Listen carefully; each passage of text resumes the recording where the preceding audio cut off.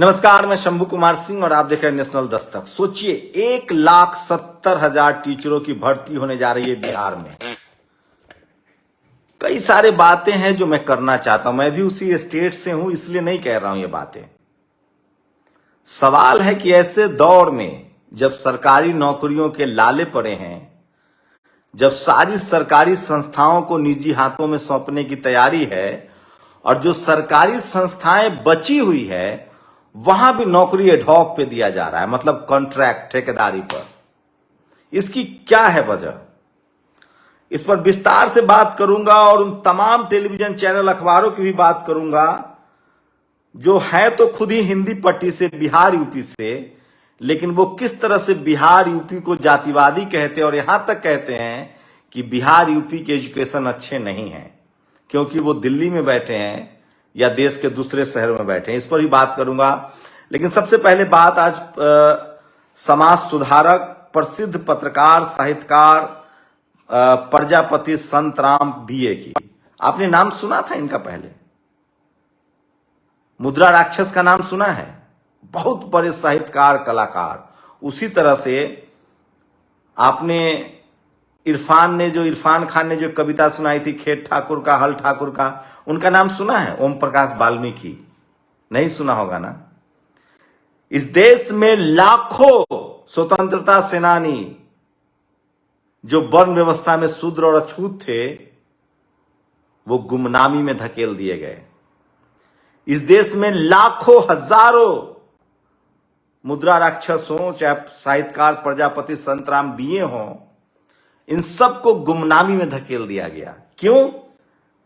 क्योंकि इनके समाज की कोई बात करने वाला नहीं था, इनके पास टीवी अखबार नहीं था, इनके पास कोई इनका नहीं था जो कहता ये 1000 सीरी हैं, 1008 सीरी हैं, ये महान इतिहासकार हैं, महान साहित्यकार हैं, महान पत्रकार हैं। चलिए, मेरे छोटे भाई जैसे हैं और मैंने उनको बचपन से बड़ा होते हुए देखा है। अभी सामाजिक काम करते हैं, राजनीतिक काम करते हैं और नाम है उनका रंजीत पंडित। प्रजापति समाज से हैं, ओबीसी से हैं और उन्होंने एक बड़ी कोशिश की है। और आज पटना में एक कार्यक्रम था, उसमें कन्हैया कुमार भी शामिल हुए। तो उन्होंने एक ट्वीट लिखा है, मैं चाहता हूं कि पढ़ के सुनाऊं। मैं इसलिए नहीं कह रहा हूं कि मैं इनको बचपन से जानता हूं, ये खबर मुझे भी नहीं पता था। दरअसल ये मेरे ध्यान में खबर तब आई जब एक हरियाणा के एक शख्स ने मुझे फोन करके कहा कि आपको पता है प्रजापति संतराम कौन थे? मैंने कहा नहीं पता है, मैं सर छोटू राम को तो जानता हूं। तो सोचिए, उसके बाद उस शख्स ने बताया। उसके बाद जब मैं सर्च कर रहा था फेसबुक पर, तो मुझे आज एक पटना के बापू सभागार में एक बड़ा कार्यक्रम हुआ है। पटना के बापू सभागार में समाज सुधारक, प्रसिद्ध पत्रकार, साहित्यकार प्रजापति संतराम बीए की पुण्यतिथि पर बिहार में प्रजापति समन्वय समिति द्वारा आयोजित कार्यक्रम में डॉक्टर कन्हैया कुमार शामिल हुए। तो सोचिए, ऐसे न जाने कितने गुमनाम हैं जिनको गुमनामी में धकेल दिया जाता है। और मैं बताऊंगा ये बातें मैं क्यों कह रहा हूं। ये जो गुमनामी है, ये हमारे महापुरुषों के साथ ही नहीं हुआ है, ये उन राज्यों को भी बदनाम किया जाता है जहां इस देश के जो मूल निवासी हैं, एससी, एसटी, ओबीसी हैं, जो सत्ता में हैं, उनके साथ भी इसी तरह से होता है। और मैं इसीलिए कहता हूं कि ये देश ऐसा कर दिया गया है ना कि आपको क्या बताया जाए। इस देश में हर चीज को जाति और धर्म में बांट दिया गया। धर्म की लड़ाई तो बहुत नई है। और सोचिए, आज 1725, आज ही अहिल्याबाई होलकर, आज उनका जन्मदिन मनाया जा रहा है। और कितना महान काम किया था। Farmer queen of Malwa kingdom Ahilyabai Holkar, उन्होंने महिलाओं के लिए, पढ़ाई लिखाई के लिए, अपनी सम्मान, देश के सम्मान के लिए बहुत लड़ाइयां लड़ी। तो आज उनकी भी, उनका जन्मदिन है, पूरा देश उनको याद कर रहा है। और वो मराठा साम्राज्य की प्रसिद्ध महारानी तथा इतिहास प्रसिद्ध सूबेदार मल्लाहराव होलकर के पुत्र खंडेराव की धर्मपत्नी थी। उन्होंने महेश्वर की राजधानी बनाकर शासन किया। तो सोचिए, इस देश में कितना इतिहास दफन है किसानों का, किसान कम्युनिटी का, Jat, Patel, Maratha, Gurjar, Kurmi, Koeri, Kushwaha, Yadav, SC ST OBC, लेकिन चूंकि उनके पत्रकार नहीं हुए, साहित्यकार नहीं हुए, इतिहासकार नहीं हुए, उनके टीवी अखबार नहीं हुए, तो उनके बारे में कोई बात नहीं करता है। तो आज दोनों लोगों को मैं नमन करता हूं, उनको याद करता हूं, और उसके बाद ही बात आगे बढ़ाऊंगा कि ये सब जो इतिहास की चोरी है, आप सोचिए, इस देश में मोहनजोदारो हो, हड़प्पा हो, जहां खोदेंगे वहां धरती के नीचे आपको बुद्ध विहार निकलेगा, बुद्ध की मूर्तियां निकलेंगी। तो बड़े पैमाने पर ऐतिहासिक चोरियां हुई है, सांस्कृतिक चोरी हुई है, और इस देश पर जातिवाद ने अपना कब्जा किया है, और यहाँ के लोगों को जातियों में बांटकर उन पर शासन आज भी किया जा रहा है। तो पटना के बापू सभागार में समाज सुधारक, प्रसिद्ध पत्रकार, साहित्यकार प्रजापति संतराम BA की पुण्यतिथि पर बिहार समन्वय समिति का एक कार्यक्रम हुआ। अब बात करते हैं बिहार की। सोचिए, बिहार यूपी के बारे में एक परसेप्शन बनाता है दिल्ली, नोएडा की मीडिया, जिसमें ज्यादातर सवर्ण समाज के पत्रकार हैं कि बिहार में जातिवाद है, यूपी में जातिवाद है। नहीं, बिहार यूपी में जातिवाद के खिलाफ लड़ाई है। वहां रामवरण यादव से लेकर मायावती, कांसीराम जैसे लोगों ने राजनीतिक लड़ाई लड़ी है। वहां रामस्वरूप वर्मा, सुनीलाल पटेल जैसे लोग हुए हैं यूपी में। बिहार में जगदेव बाबू की धरती रही है। बिहार जो है वो कर्पूरी ठाकुर की धरती रही है। लालू यादव, रामसुंदर दास जैसे लोग CM बने हैं। तो वहां जातीय वर्चस्व बहुत पहले टूट चुका था। सोशल जस्टिस के बड़े नेता, चाहे वो जॉर्ज फर्नांडिस हो, शरद यादव हो, रामविलास पासवान हो, नीतीश कुमार हो, लालू यादव हो, इन सब की बैटल फील्ड, इन सब की कर्मभूमि रही है। न जाने बिहार ने कैसे कैसे समाजवादियों को चुनाव जिताया है। लोहिया रहे हैं, मधुलिमिये रहे हैं। तो मैं फिर इसलिए कह रहा हूं कि इसी बात की जलन है। जहां जहां सोशल जस्टिस नहीं पहुंचा, आप देश के उन राज्यों में जाइए जहां लंबे समय तक कांग्रेस और बीजेपी ने सत्ता में राज किया है, वहां सोशल जस्टिस किस कदर गुमनाम है। वहां किस तरह से कर्मकांड के नाम पर लोगों को ठगा जाता है। वहां बाबा साहब के विचार नहीं पहुंचे, सोशल जस्टिस नहीं पहुंचा है। वहां आज भी रिजर्वेशन की लड़ाई धरातल पर नहीं लड़ी गई है। तो सोचिए कि बिहार में 1,74,000 पोस्ट की वैकेंसी निकली है। रिजर्वेशन लागू होगा SC ST OBC और इकोनॉमिक वीकर सेक्शन का भी, और सारी नौकरियां सरकारी मिलेंगी। आप सोचिए, ऐसे दौर में जब बड़े बड़े graduate, IT graduate, technical graduate से 15,000 20,000 पर एडहॉक की नौकरी दी जा रही है, ऐसे दौर में टीचर की परमानेंट नौकरी होगी और कम से कम सैलरी 75-80 हजार रुपए होगी। इस देश में बड़ी कॉन्स्पिरेसी की गई। बाबू जगजीवन राम के लगातार कोशिश के बाद सफाई कर्मचारियों को सरकारी नौकरी दी गई।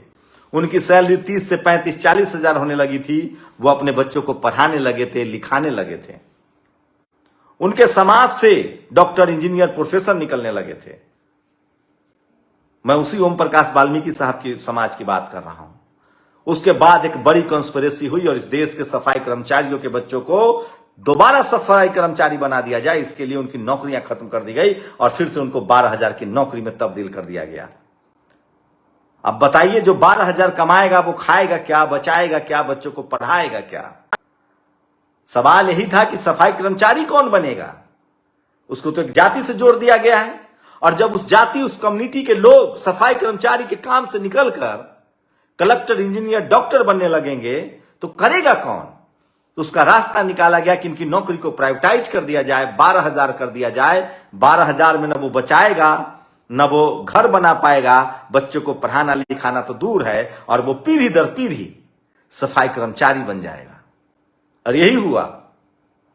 इस देश में साजिश के तहत स्कूलें बंद की गई। इस देश में साजिश के तहत नौकरियों को प्राइवेटाइज किया गया। कॉलेज, यूनिवर्सिटी के दरवाजे बंद किए गए। शेड्यूल कास्ट, शेड्यूल ट्राइब को शुरू में ही रिजर्वेशन मिल गया था। इक्का दुक्का लोग उनके आने लगे। वो दौर था जब लोग स्कूल कॉलेज ही नहीं गए थे, PhD नहीं था, हायर एजुकेशन नहीं था, तब इन लोगों ने खूब मजे किए। तमाम सरकारी यूनिवर्सिटी, कॉलेज में नौकरियां की, और जैसे ही SC ST की संख्या बढ़ने लगी तो नॉट फाउंड सुटेबल लिखने लगे। तरह तरह के कॉन्स्पिरेसी की गई। लेकिन उसके बाद से 1990 के दशक में जब मंडल कमीशन लागू हुआ और जब कॉलेज, यूनिवर्सिटी में OBC को आरक्षण मिल गया, तो हजारों की संख्या में, लाखों की संख्या में एससी एसटी ओबीसी के बच्चे पीएचडी करने लगे। उसके बाद खेल शुरू हो गया कि कॉलेज यूनिवर्सिटी में 100 में 70 तो एससी एसटी ओबीसी के बच्चे पहुंच गए हैं, अगर इनके प्रोफेसर भी हो जाएंगे तो क्या होगा। और तब कॉन्स्पिरेसी करके इस देश में एडहॉक ठेकेदारी की नौकरी ले आई गई, भर्तियां बंद कर दी गई।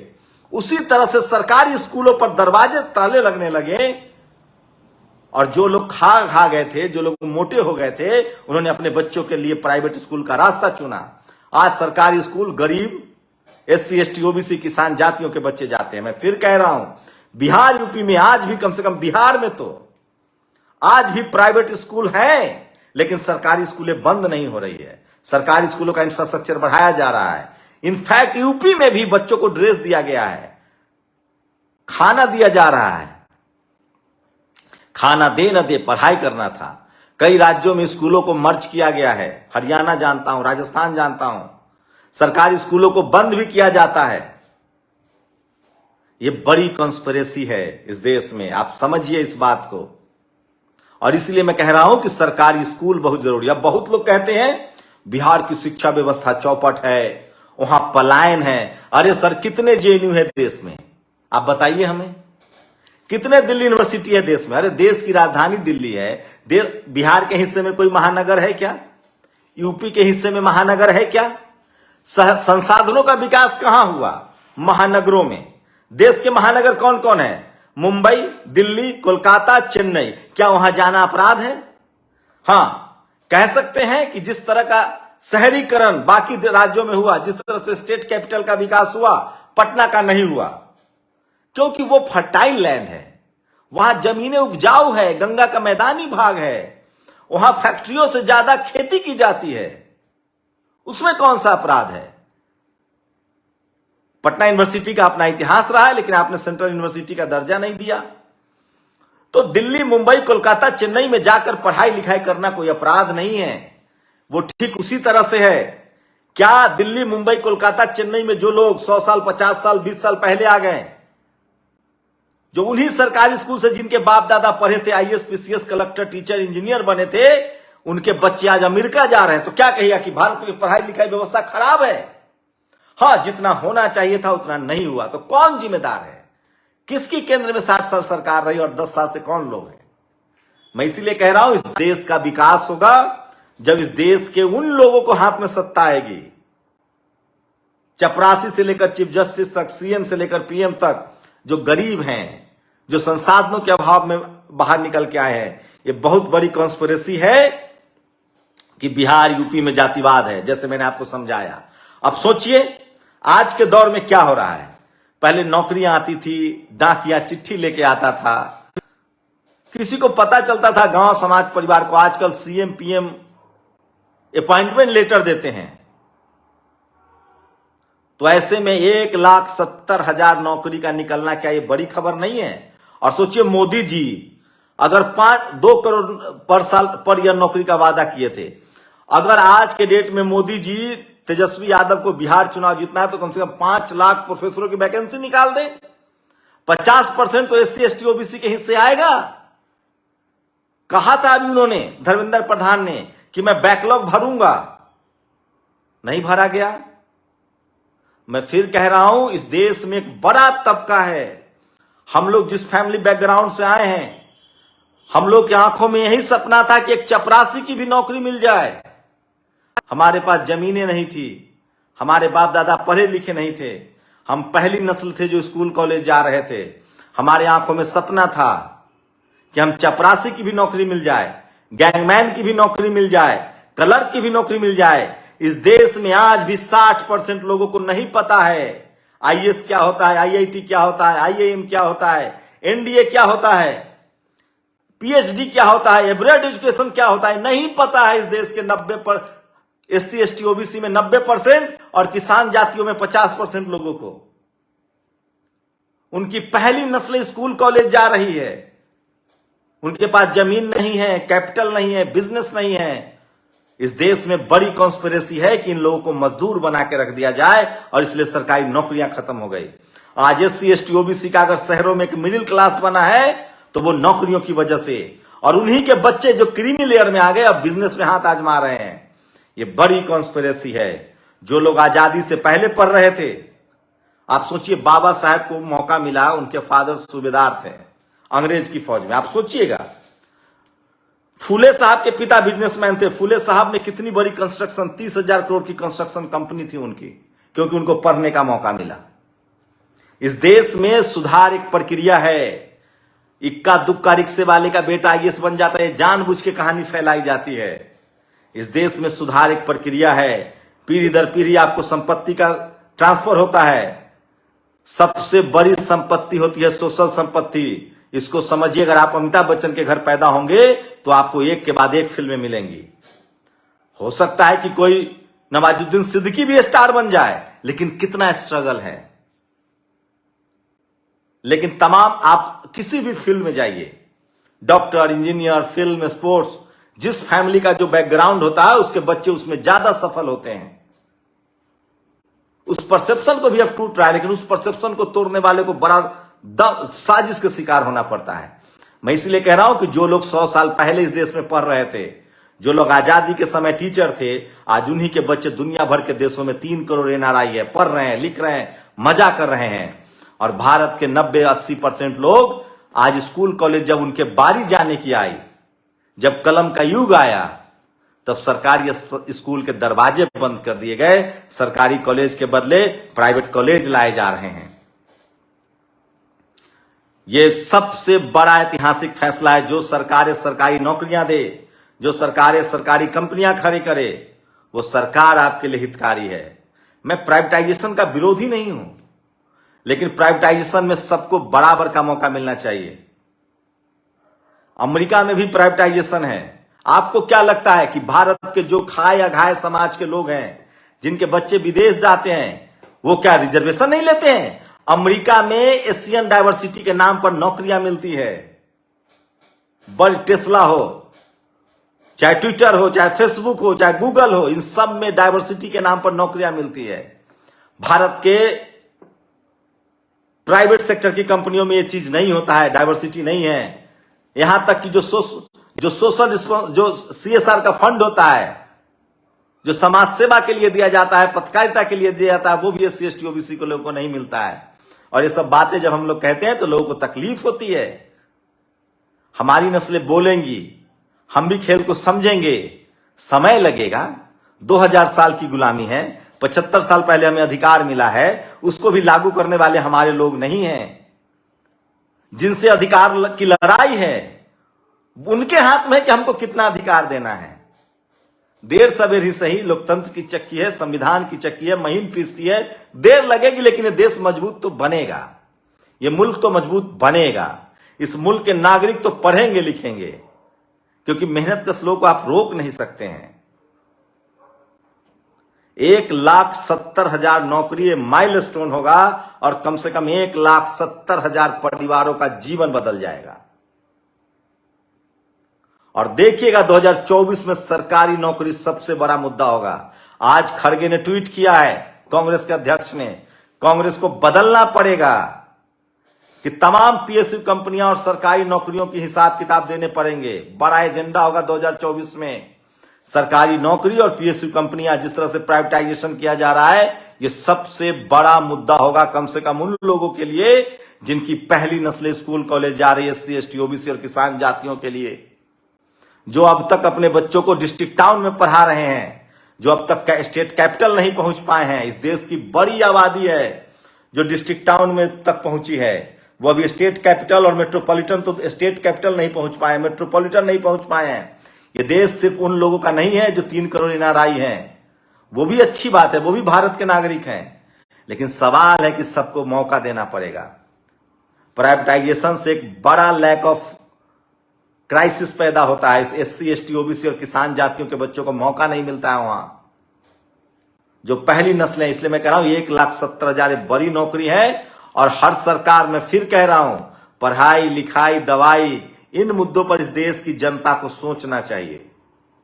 और जब तक यहां इन पढ़ाई लिखाई दवाई कॉर्पोरेट सेक्टर के मुकाबले गवर्नमेंट सेक्टर मजबूत नहीं होगा, और अगर आप कॉर्पोरेट सेक्टर ही बढ़ा रहे हैं, पब्लिक सेक्टर ही बढ़ा रहे हैं, तो उसमें रिजर्वेशन दीजिए, सबको बराबर का मौका दीजिए। मैं इसीलिए कह रहा हूं कि सरकारी नौकरी कोई कामचोरी नहीं है, सरकारी कंपनियां कामचोरी नहीं होती है। कम से कम दुनिया भर के देशों में देखेंगे तो medical, health facility, education, transportation, ये बेसिक फंडामेंटल है जो सब सरकारों के अधीन है या सरकार का उसमें इंटरफेयर है। इस देश में कम से कम SC, ST, OBC, किसान जातियों के और गरीबों के लिए, गरीब सवर्ण समाज के लिए भी नौकरी बहुत जरूरी है, ताकि जो रेस में जिनको पीछे छोड़ दिया गया, जिनके पैर तोड़ दिए गए, जिनको जाति की वजह से पढ़ने लिखने नहीं दिया गया, उनको बराबरी का मौका मिले। शुक्रिया बिहार सरकार इस बड़ा इनिशिएटिव के लिए, और मैं तो चाहता हूं कि इस देश के हर राज्य सरकार नौकरी देने के नाम पर राजनीति करे। फायदा इस देश के निवासियों को होगा तो इस देश को होगा, और तभी देश मजबूत होगा। शुक्रिया। नेशनल दस्तक की आपसे गुजारिश है कि अगर इसको बचाना चाहते हैं तो नेशनल दस्तक को सब्सक्राइब करने के लिए रेड कलर के सब्सक्राइब बटन को दबाएं, फिर बेल आइकन की घंटी दबाएं। नेशनल दस्तक को बचाने के लिए बहुत जरूरी है कि हर खबर को शेयर करें, लाइक करें, कमेंट जरूर करें।